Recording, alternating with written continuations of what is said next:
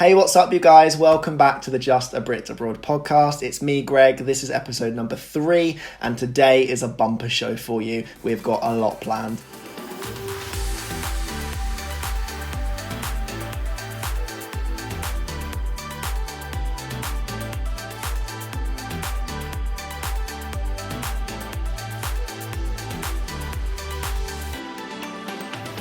Yeah, let me tell you what, today is a bumper show as I'm about to be joined by my first podcast guest. His name's Darnel Parkinson, and he is a singer and songwriter from the UK who spent the last few years of his life travelling the world upon different cruise ships, performing for guests in all different parts of the world, travelling and living at sea. So that's going to be really exciting and interesting to hear from him.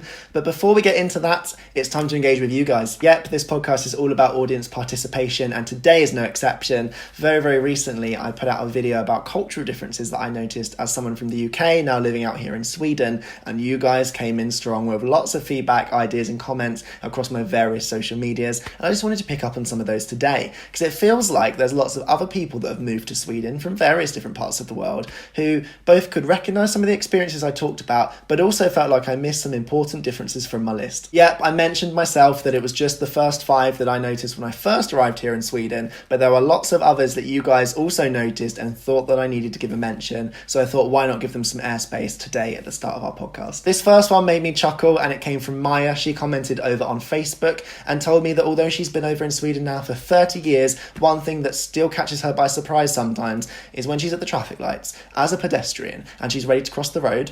She clicks the button, she waits patiently, waits for her lights to turn green, and then as soon as she gets the green light to go, traffic starts coming towards her. Yep, I have to say I can relate to this one. It's a little bit freaky for those of us from the UK or other parts of the world where only the traffic or the pedestrians get to go at one time, but here they've got some kind of clever system where different directions go at the same time, so the traffic going parallel can go at the same time as the pedestrians going parallel, but it catches you by surprise if you're not used to it. And I have to agree with Maya, it's caught me by surprise sometimes as well. All you have to do is be a little bit tired, you go to cross the road and you get startled because a car is about to plough right in front of you. I have to say I agree with Maya, and it's really affected the way that I react to traffic in my own country. I will never forget, about 4 months after I'd been living out in Sweden, I went back across to the UK on a super early morning flight, didn't really get to sleep very much the night before to go and visit my friends and family, and when I arrived I entered out of the tube station at London Liverpool Street, which for anyone that doesn't know is like, you know, the economic centre of London, lots of business people, lots of traffic, lots of vehicles,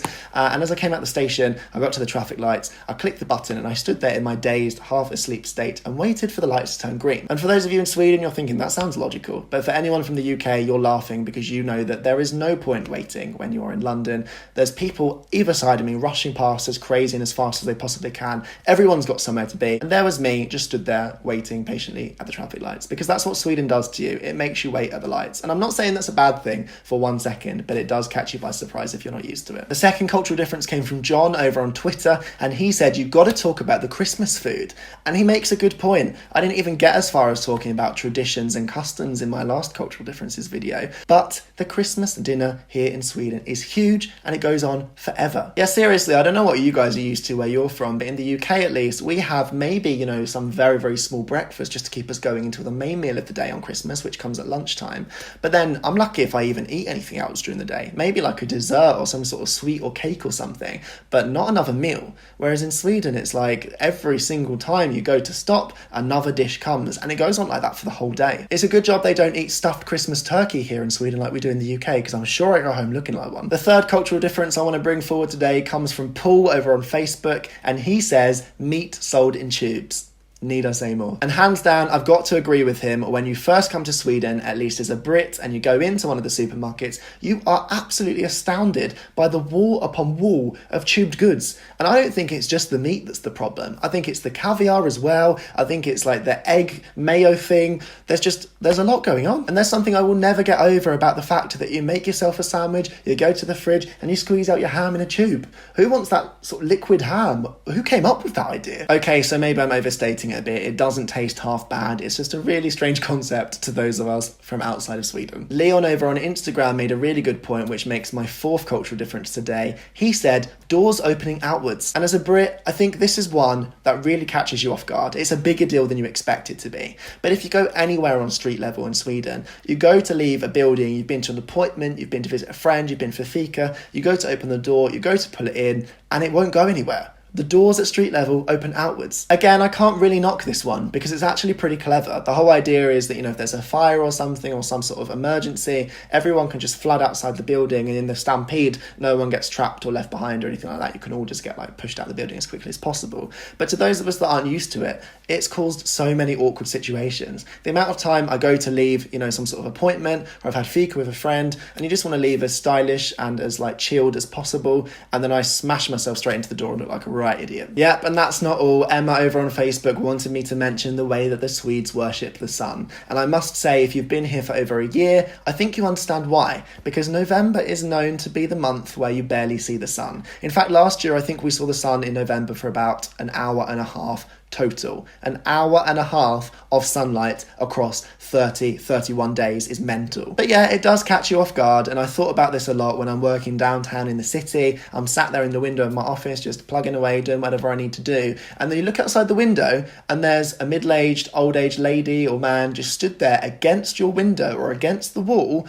eyes shut, looking up at the sun, trying to create their own little sun trap. It's just not something that we're used to in the rest of the world. And don't get me wrong, as a Brit I can relate to the problem about not getting enough sun, but I've never ever stopped in the middle of the street to catch my rays in the middle of the day. So whilst I can of course understand it, I've got to agree with Emma on this one. It does catch you off guard. It is a big cultural difference that you're not prepared for when you first arrive. However, having now lived here for 2 years and seen 2 very, very dark Novembers, I'm beginning to see how I could be converted to be doing that myself by the time I'm 50. So those were some of the cultural differences that you guys brought out that I forgot to mention in my last video. Thank you so much for getting involved and sharing your ideas. It was really fun to read through what you guys had to say. I will do some follow-up videos to this in the future, so make sure you leave your comments and suggestions down below, and maybe sooner or later you will see your own cultural difference suggestion in one of my videos.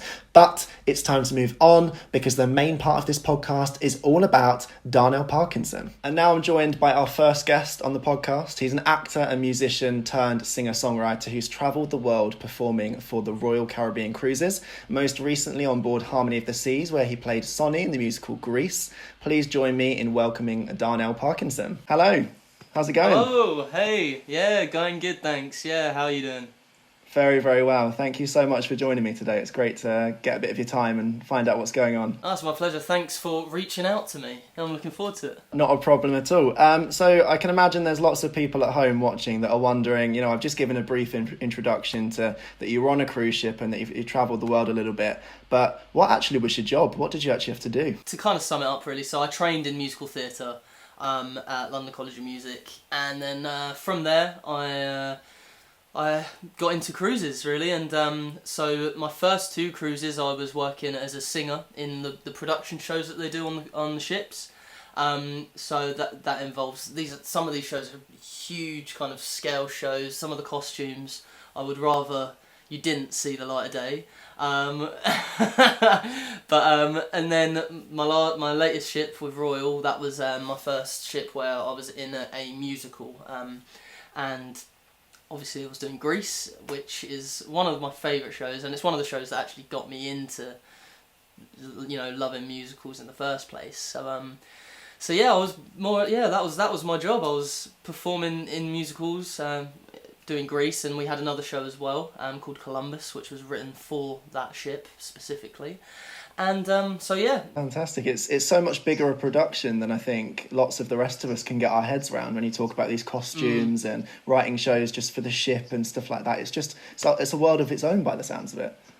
Oh, it really is. It really is. So honestly, the scale of the shows are larger than a lot of, you know, land-based theatres. You know, so for Grease, we have the revolving stage that you know dips into the pit. With Grease Lightning, the car comes out and it gets lowered down into the pit while we're all on it. There's a huge bridge over the top of the stage. There's one scene where we've got our flashlights and all the lights are dimmed and we run across the top of the bridge and then down the spiral staircase, and you wouldn't expect that from a show on a ship, but No. honestly, the scale of it is huge. And with the other show, Columbus, so that show is only performed on the Harmony of the Seas, and it's all, the story of it is we're all pirates basically, and Right. so most of the show there's a ship gets wheeled out onto the stage, and it's huge. It's this massive ship. It's like a massive wooden pirate ship, and literally the inner child in all of us was like, oh my god, oh my god, oh my god, oh my god. I get to play. We literally just get to play pirates on this amazing prop ship. Like it's unbelievable. Fantastic. And you mentioned that, of course, you trained in musical theatre before you got into cruising, but can I ask, why was it, what was it that made you want to get involved in cruising in the first place? And if someone at home's wondering, how do they even go about getting a job on a cruise ship? What's that like? Well, so obviously training in musical theatre, it's a very tough industry to, get your head around and even begin to break into. And there's a lot of obviously cruise ships out there, and so there's a lot of cruise work going. And that's such a good way of, breaking into the industry through cruises. It was only really when I was kind of in my last year of uni that I really started to think, okay, right, I need to actually plan my career now, because Of course, like many of us. yeah. So I was toying with the idea of cruises and tours and all sorts. Honestly, I'd take whatever I could get. But then it was when I graduated, and when you do your last year shows at uni or at drama school, you do a showcase where you invite agents to come and watch, and if they like you, they can sign you up and things like that. And so I did we did our showcase, and I had some interest, but in the end I didn't sign with any agents. And the first job that I got from a cruise, one of my singing teachers, he posted about an open call on Facebook. Right. And it was for Costa Cruises, they're an Italian cruise line. And he posted the link to sign up, and so I thought, well, technically, right at that point I was self-represented, so I thought, right, this is how I've got to do it. So I went to this open call, and I can't remember what I sang. I sang a couple songs. I sang My Eyes Adored You, which is from the Jersey Boys. Right. Frankie Valli song. And then we did a little dance call, and then 2 weeks later, they called me up and basically hired me the job. But then after that, after I finished that cruise, I was like, right, I'm getting an agent now. So so I spent, majority of my time after that cruise, emailing agents, trying to get hold of agents. Got my agent a couple of weeks later. So now I'm with Shack Artists, who are a lovely agency. They've been amazing to me. And then since then, they've been the one that have just been finding me auditions, and that's how they got me the audition with Viking Cruises that I've worked with, and then Royal Caribbean. Yeah, of course. But also quite interesting that over your years since you graduated, you've been on 3 different companies, right? Costa, Viking, and then Royal Caribbean. And I guess, of course, every tour is going to be a little bit different. But if you were to kind of put it on average here, how long are you spending away on a ship at any one time? So my first one with Costa was 9 months. Okay.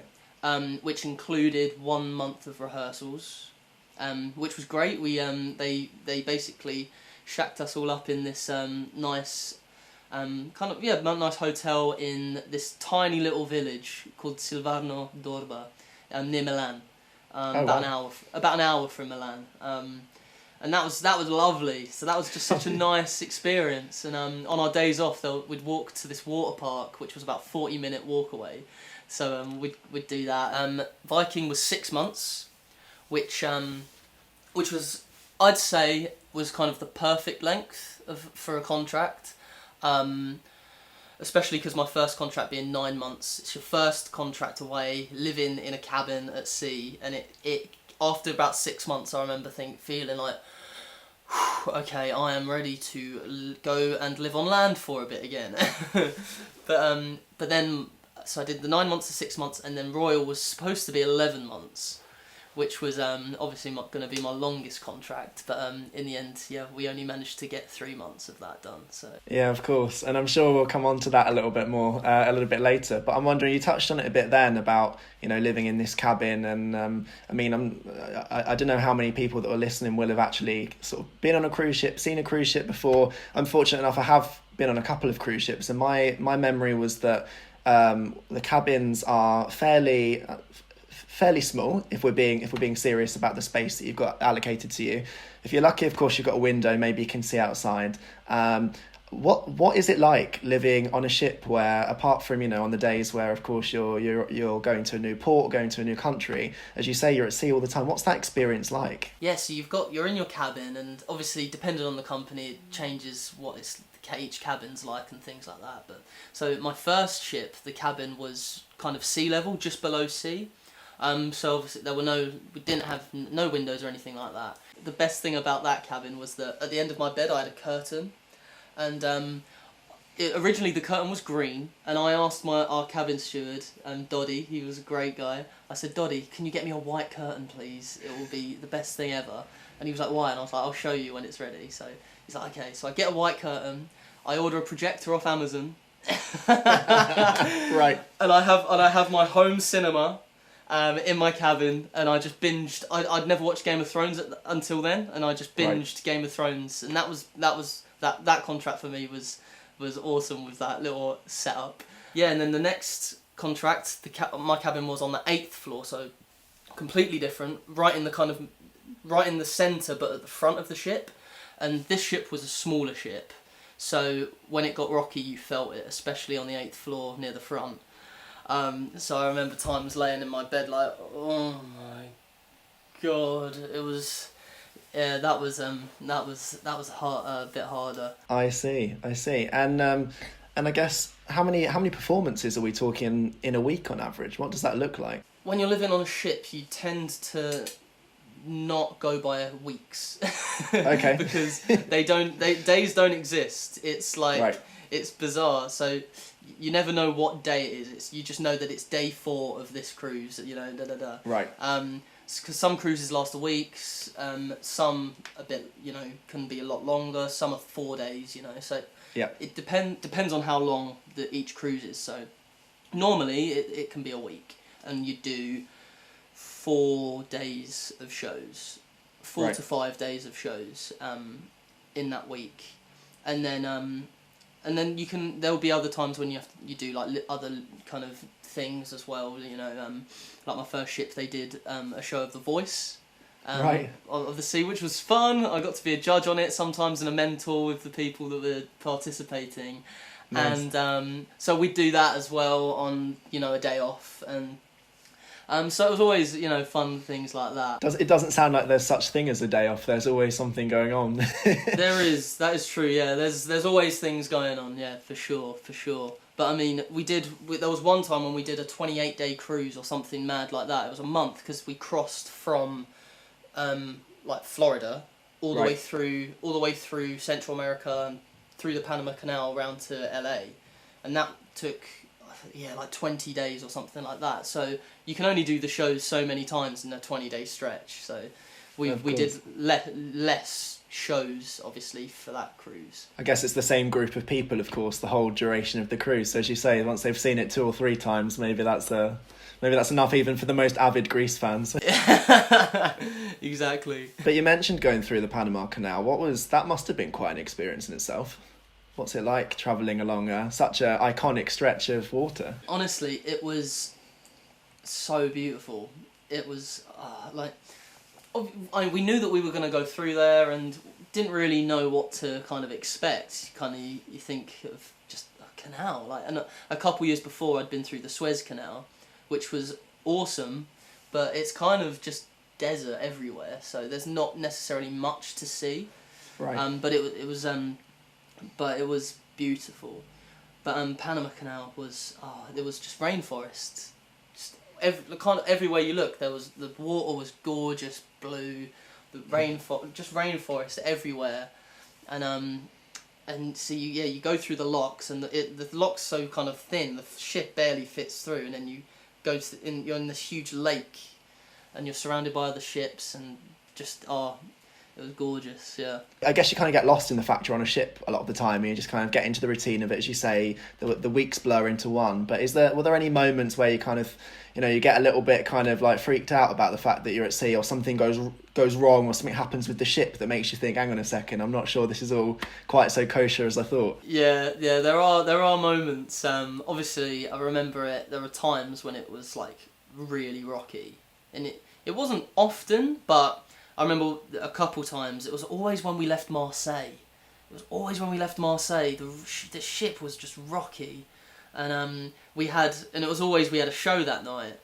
And I remember people, we were in the middle of a show, and I'd be, singing, and then one of the dancers would just run past me off stage, and I'd look over in the wing, still singing, see them throw up in a bucket. There was another time when this wasn't actually when we were on the ship, but we'd gotten off the ship, and I was in Cuba. This was on my second ship, and my friend had come to stay for the week, and already he gets boat sick, so I just literally filled him up with these seasickness tablets, and then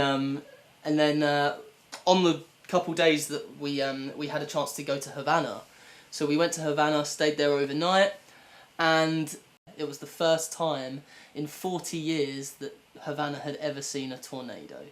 Oh my god! Of course. So this was just crazy, and we were supposed to see a show. It got cancelled because of the weather. The bus, you couldn't see the wheels of the bus because of the water in the roads. We ended up getting back to the hotel, and it was just torrential. You could see like chairs flying around and everything. Elevators were out of use, and we were on the 7th floor. All the guests were on the 1st floor. The ship guests, they were staying on the 1st floor of this hotel. Yeah. And the staircase inside the hotel only went to the 1st floor. So for us to get to the 7th floor, we had to go outside and take the fire escape staircase up to the 7th floor, crawling on all fours. My mate Sam was screaming. He was like, "Why have you brought me here?" He was like, "Why have you brought me here to Havana in the middle of a tornado?" In the end, we got up to the top. He ripped the fire escape door open off its hinges. We got inside. I ran a bath. And then, so that was pretty mad. Totally cinematic, and I can imagine that maybe he didn't rush back to visit you again quite so quickly after that experience. Oh no, I've said to him time and time again. I was like, mate, like I can get you discount, come visit, and he's like, never. He's like, I'm not stepping foot on a ship again. It's so funny. He's like, I'll get a hotel on land.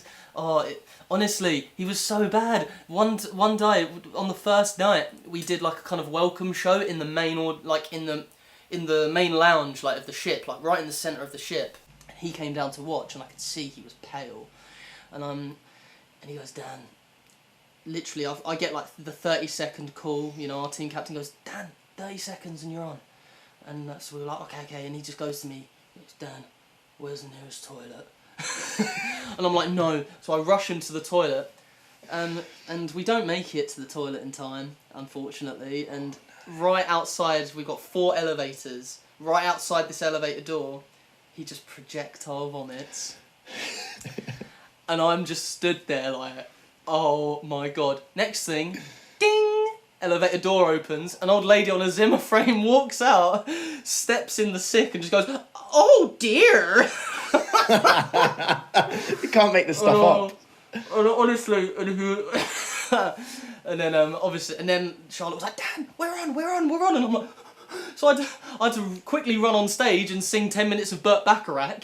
I'm like, oh my don't know what's going on. Yeah, and I know you've touched on it a little bit already, but it sounds like you do get to see a bit of the countries and places that you visit from time to time. Yeah, so a lot of the time you get, you'll get the day, when we're at port, you can just go out and, go on adventure and see what's going on.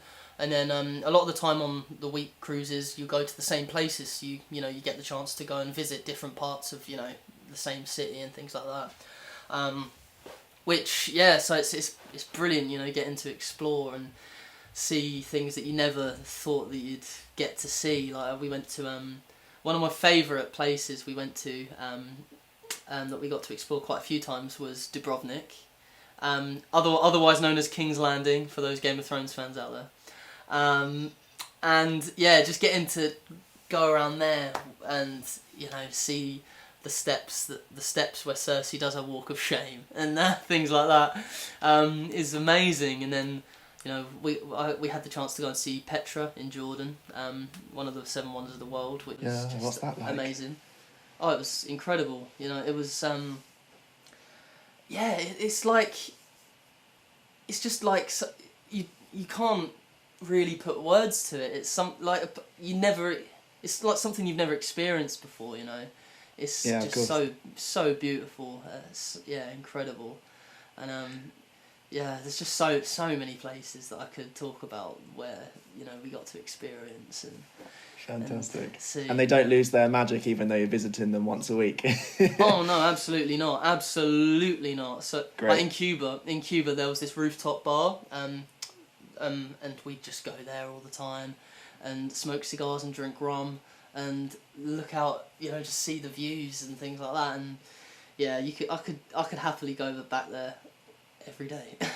Yeah, of course. So it sounds like you've been travelling all over the world. You've been to some fantastic places that some of us can only dream of. But is there a place that really sticks out to you as a clear favourite in amongst all of that travel? It would be a toss up between Cuba. I loved Cuba.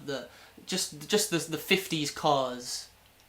You don't think that they exist, and they do. And it's like being in Back to the Future. Honestly, it's beautiful. But if I had to pick one place that's my favourite, it's Kotor in Montenegro. So a lot of people wouldn't have heard of Kotor, but it's beautiful. Oh, the ship. It's kind of like a little kind of lake that goes into this alcove, and the ship docks there, and there's these mountains that literally look like something from Lord of the Rings. And it's just so beautiful.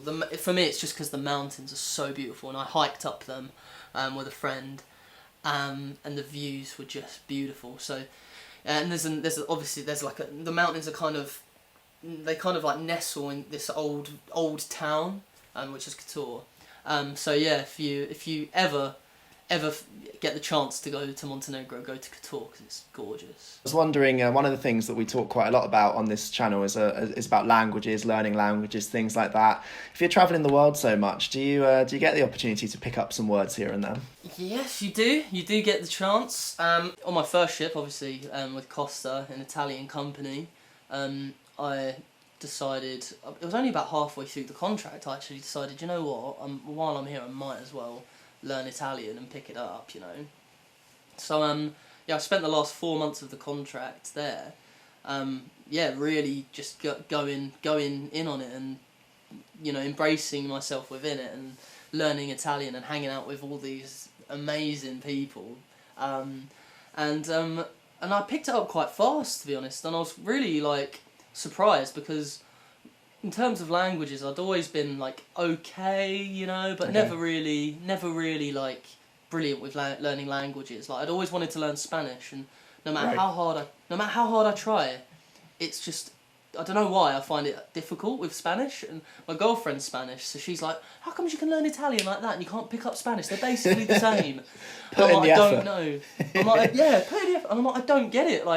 I'm convinced that I must have some sort of Italian heritage because it just came. I felt it came so much more naturally picking that up. So you do, yeah. And there's obviously, I've got friends that are Russian, and I've got a lot of friends from Finland. So you just pick up little bits and bobs here and there, at least, which is always fun. Yeah, of course. I imagine Finnish wasn't quite as easy to pick up as Italian, maybe. No, Finnish was it's a lot harder. So one of my friends I trained with is from Finland, and so we've been out there a couple times. This was not on the ships, we just go and visit and spend some time out there. So I learnt some Finnish. So moi moi is hello or hi. But the first thing I learnt in Finnish was actually we'd learnt stage combat at drama school, and so I was paired up with my friend Venla, So I was like, Venla, like, I want this to sound badass, so like, teach me some Finnish. So she was like, okay, repeat after me. So she was like, Korle paskiainen. And I was like, okay, Korle paskiainen. She goes, brilliant. And then she goes, kuka mina? And I go, kula sina. And I was like, okay, what does that mean? And she goes, well, basically, you told me, die bastard. And then I say, who, me? And then you say, yeah, you. And then that's badass. And I was like, awesome, okay. Nowhere else would you pick up that phrase, especially not as your first one. Oh yeah, absolutely. What an experience. I know we have a few Finnish people that check out the show as well, so it'd be interesting to see if they recognise that and were chuckling along while you were telling the story. Yes, I saw your I saw your video where you were talking about the cultural differences right. from Sweden and England. Yeah. And I noticed a few of the comments were people from Finland, and it made me laugh because it's so true. I noticed that Finnish people, they're just like so to the point, and so like they say pass me the, like how we'd say, oh, can you pass me the salt please? They don't have a word for please and thank you. You know, so they're just like, pass me the salt. Yeah, exactly. It's funny that you picked that up actually, because before you joined today, we've been going through some of the comments that we got on Facebook and Instagram and things related to that very video, and there's certainly some big variations in people's experiences in different countries. So, I mean, as you say, if you were on a ship with people from all over the world, you must have experienced some interesting customs and cultural traditions during your time. Definitely. One of the most standout ones for me. So there's a lot of people from the Philippines working and living on ships, and they're just such happy people, and they just embrace you, and they embrace different cultures, and they were all so lovely. And but a couple of the things that we notice is that, so you know, in England when you're in a pub and someone drops a pint and everyone goes, way, you know. In the Philippines, so we'd be in the crew bar and someone would drop a pint glass or something like that, and rather than everyone going, way, everyone would go, meow, meow, meow, meow. They'd all start making cat noises, and we'd all be like, what the hell are they doing? And then we were like, what? So we ended up asking like a couple of them, like, why do you do that?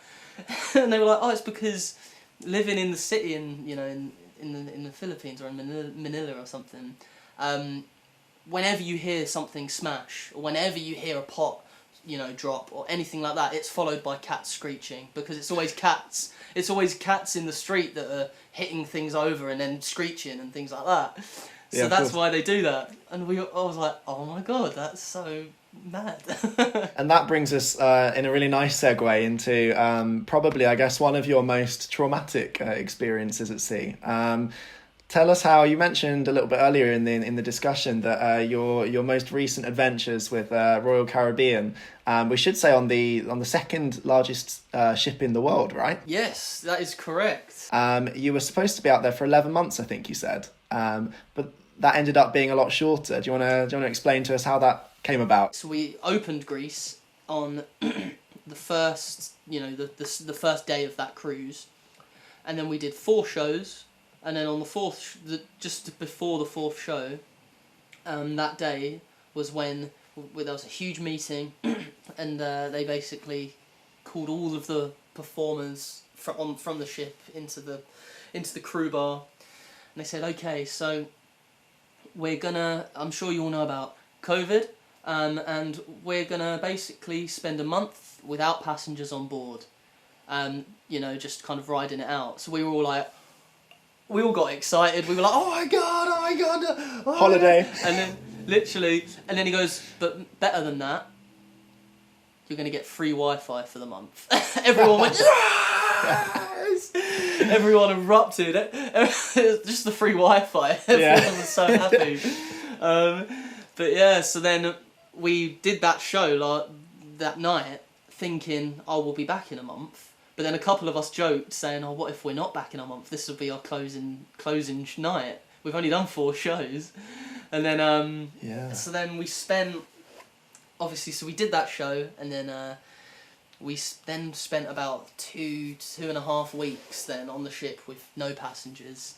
And I I can't lie, it was bliss.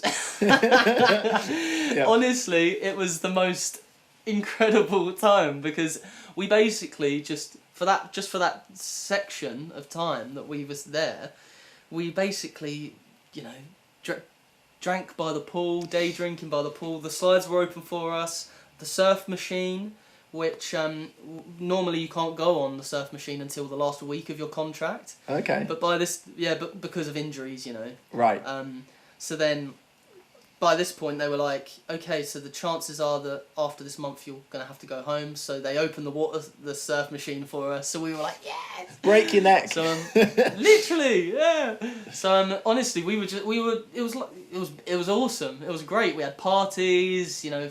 I remember St. Patrick's Day. We had a huge party, you know, and it was so nice It was so nice as well for all of the crew that generally can't see much of the passenger areas as well. Yeah.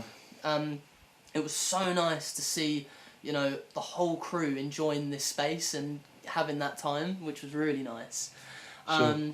But then, yeah, after that 2.5 weeks, it became evident that, okay, this is getting worse and we're probably going to get sent home. Right. And then it became a matter of them trying to get us all home before countries closed their borders, and Of course. you know, etc., etc. So we were getting, you know, nervous that, oh my god, like, what if we can't get home and things like that. A lot of countries, I remember the Philippines closed their borders, and there was a lot of Filipinos stuck on the ship, and I think they did do a last like rescue flight to get a majority of them home. I had a friend from Poland who couldn't get home, and I saw your video about getting stuck in Poland. So Yeah. so he couldn't get back home for a long time after we left. Right.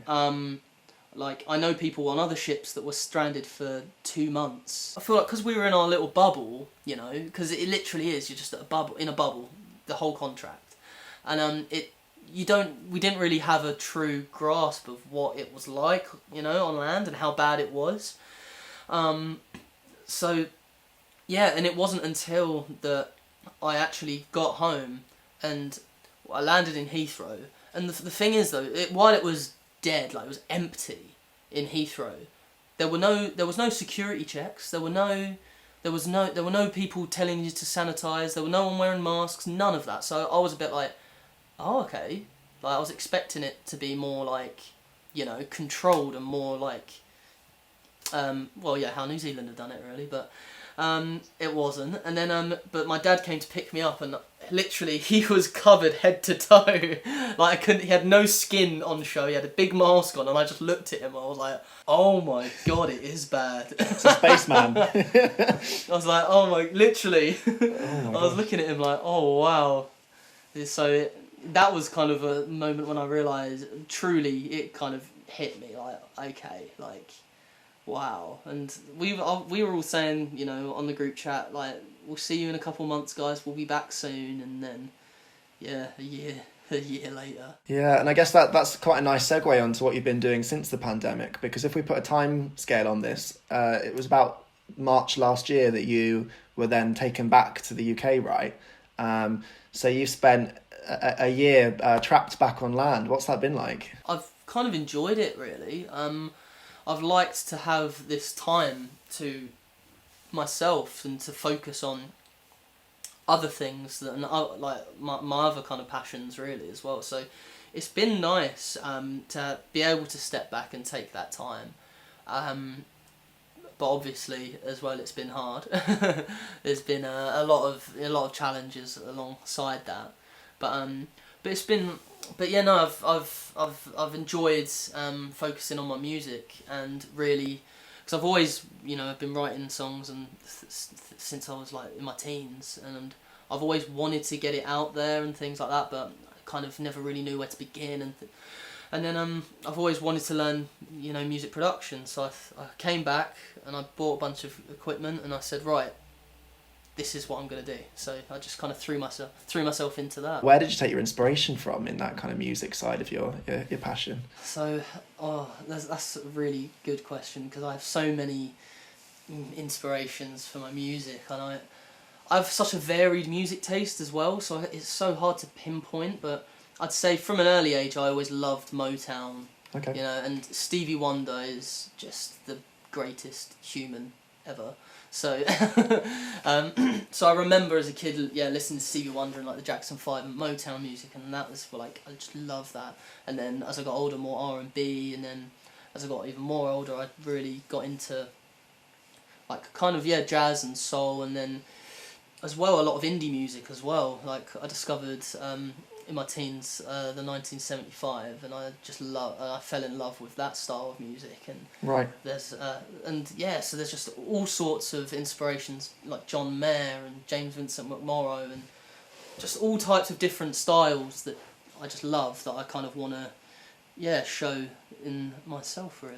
And this is a bit of a leading question, but I guess, would you say that your experiences travelling out around the world, different cultures, meeting different people, going to different places, would you say that's impacted the music that you're making now? Definitely, absolutely. It's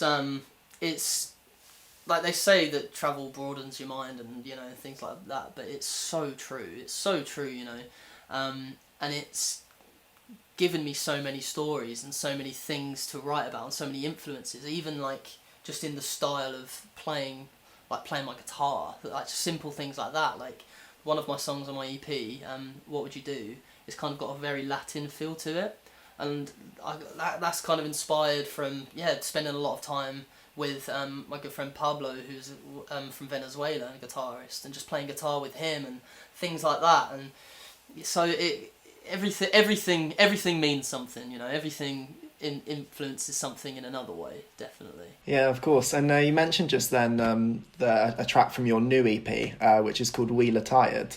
Do you wanna talk a little bit more about that, where the name came from, how that's come together as a project? Originally, I've been, over the past year, I've been recording and kind of experimenting with a lot of different kind of styles and things. I released the live EP at the beginning of the first lockdown, or kind of June time last year, and then a couple singles, and then I was planning to, towards the end of this year, to release kind of like a big 6 or 7 track EP, which and a lot like more kind of experimental in its style and things like that. But I wanted to kind of, I didn't want to wait until the end of the year to release anything, so it was while I was recording stuff for that and mixing things for that I had a couple songs in my back pocket that I kind of thought I'd love to use these for something. I want to put them out there.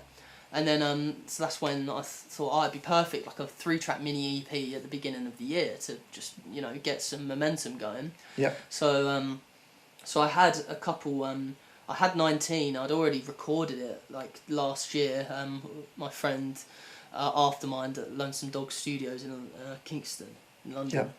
I'd recorded that and sent that to him, and he'd mixed and mastered that like last year, so that was ready.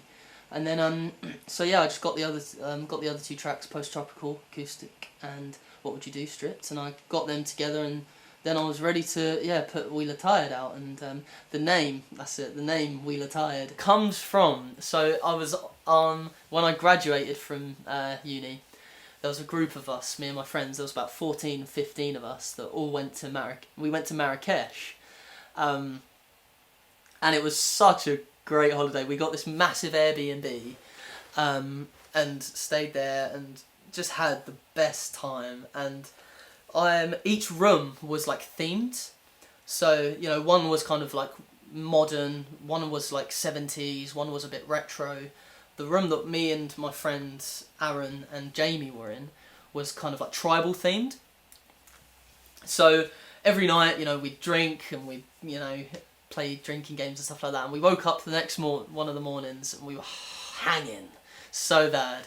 And we decided that we just started like just singing, like making up crappy songs, like just like taking the mick, And we decided that our group name for that project was going to be Tribal Room, because obviously we were in the tribal room. Obviously, yeah. So we were just filming ourselves, like just kind of just singing rubbish nonsense, and then at the end of each video we'd sign off with "We lit tired." Right.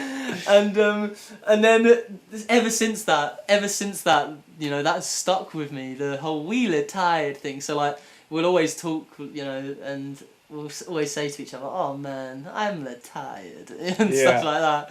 Of course. So it just stuck, and then yeah, and I was just like, that's such a great title to use for the EP, yeah. Yeah, absolutely. And I mean, we'll be sharing some links in a minute for anyone that's not familiar with your work yet, so they can go and check out the new EP and, of course, your website and things as well. But I mean, from an outside perspective, at least, it feels like Wheeler Tide is quite an eclectic project, even though it's, you know, as you say, it's quite a short EP, but there's such a variety of different influences and styles on there. And we'll be hearing your lead single shortly, 19, which is, of course, just an absolute feel-good tune, and definitely what the world is needing right now.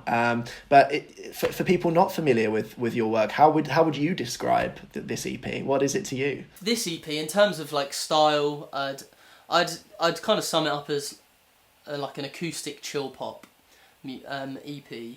Obviously, so as a musician, I've always, you know, it's always been me and my guitar and things like that, and I wanted to show that. And also, yeah, and I love chilled music, and I wanted to show that, you know, and put that across in my own style as well. So that's kind of how I'd sum it up, really. Just like a feel-good, acoustic, chill vibe, really. And you talked a little bit earlier about the fact that the original plan was maybe to put out a longer form project, a longer EP or something later on in the year. Is that still in the pipeline? What does the next few months look like for you? At least until cruising knocks on your door again. Absolutely. So yeah, that is still in the pipeline. I do have one single that's currently, you know, in the process of being mixed and mastered by my good friend Duke's Music. He's an awesome rapper, and he has really nice summertime music. So check out Duke's Music, Dux. He's great. But yeah, so he's working on a song for me, which is called Rent Free, which again is real summer, you know, chill. Like, I'm really looking forward to this one. And then down the line, I'm gonna hopefully bring out another single, and then that will lead into the larger scale EP towards the end of the year, which currently I'm planning it, and the working title at the moment is First Taste of Freedom.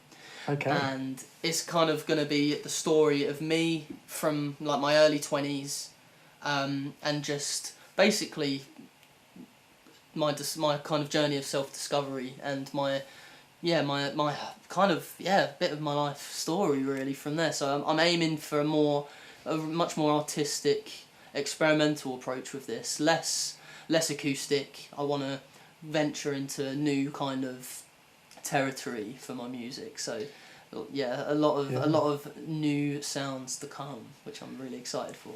Great, that sounds absolutely fascinating, and I get the impression it's going to be quite self-reflective, and maybe a bit of a narrative that goes behind that as well. I don't know how much you can say right now about, you know, the way you're taking that. It's going to be a lot of it is much more of a narrative, self-reflective, kind of telling my story, and there's a couple tracks that I'm, you know, in the middle of working on that I want to say kind of much more dramatic in their style, and like with elements of like triumph, and just in the I want horn sections and things like that just so it's going to be a lot different. One of the albums that really inspires the sound that I'm going for this EP is an album called Post Tropical, which by James Vincent McMorrow, which my song Post Tropical is kind of like an ode to that album, because I love that album. So with this EP, I'm kind of trying to venture into that kind of synth pop kind of style. So I'm really looking forward to that. Fantastic. And you can kind of see those roots coming in already with 19 that you're going to play for us shortly as well, and the kind of journey that song takes. It's a bit of an earworm, isn't it? Yes, yeah, I'm quite happy with that, because originally I did a demo mix and I sent it to my mate Aftermind, who produced it, and he was just like, he just replied to me like, "Man, this has lit a fire under me." and then he was just like, literally, and he was just like, yeah, he kind of just got on with it because he said it just really got into his skin. So I was like, well, that's good to know, you know. And of course, we're going to leave the links down below in the description as well and stuff, so that people can, of course, go ahead and check you out, which they should. But do you just want to give us a quick rundown? Where's the best places to follow you if we want to check out your music journey as it continues throughout the year? Brilliant. So yeah, my Instagram is probably the best place to follow me. So it's just darnel.parkinson. My website, darnellparkinsonmusic.com. I update that regularly with new links and things like that, so Great. Check that out. I'm on Twitter as well, Darnell Parkinson.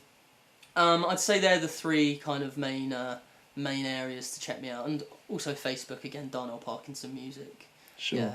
And of course, encourage people to follow you on Spotify to get all of the latest tracks as they're coming out. Absolutely, yes. Get on Spotify again, Darnell Parkinson, and yeah, hit follow and give, if you like a song, add it to a playlist, give it a like, and that really helps so much. Yeah, of course. I was going to say, the music deserves people's ears, and if we can get it some more streams over on Spotify, that would be awesome. I think it's great to see where it's going already, and looking forward to seeing the next part of the journey too. But let's pile as many people over there as we can. And as I mentioned, we're going to be hearing very shortly your lead single from Wheeler Tide, which is 19. Before you play that for us, is there anything you want to say about the track or how it came together, the story behind it?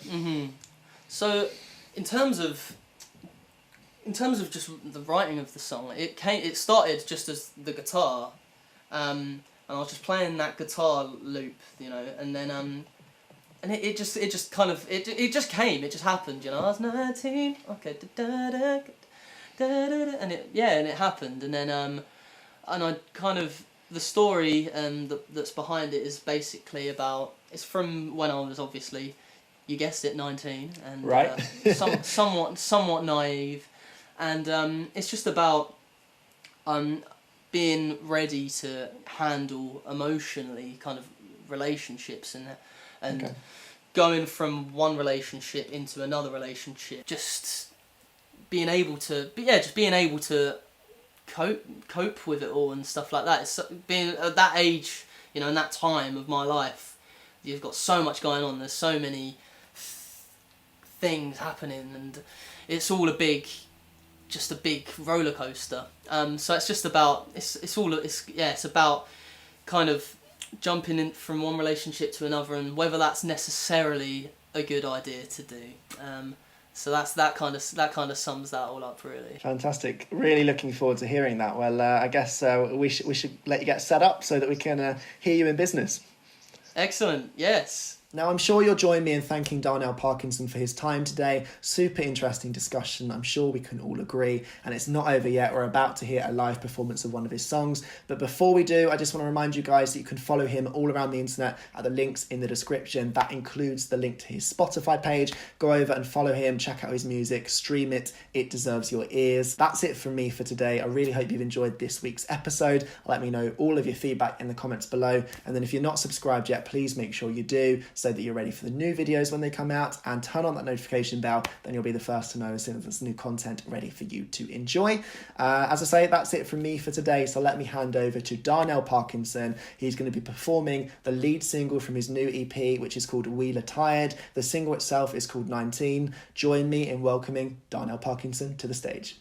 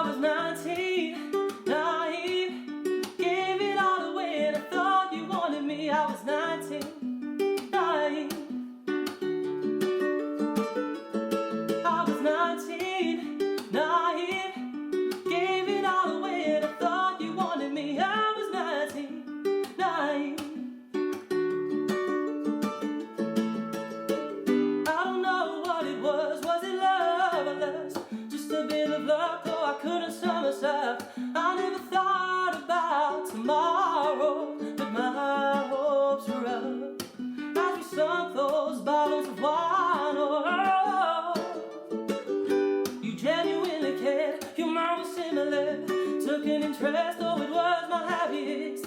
I never thought about tomorrow.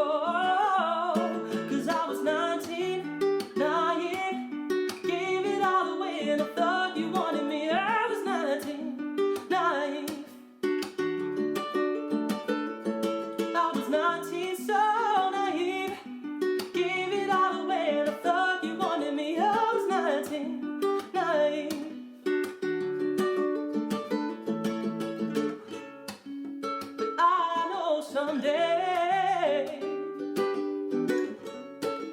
Feel that same way again.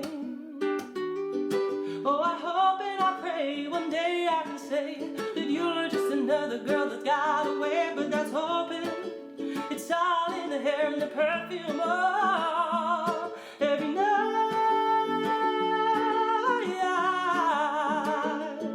you were mine.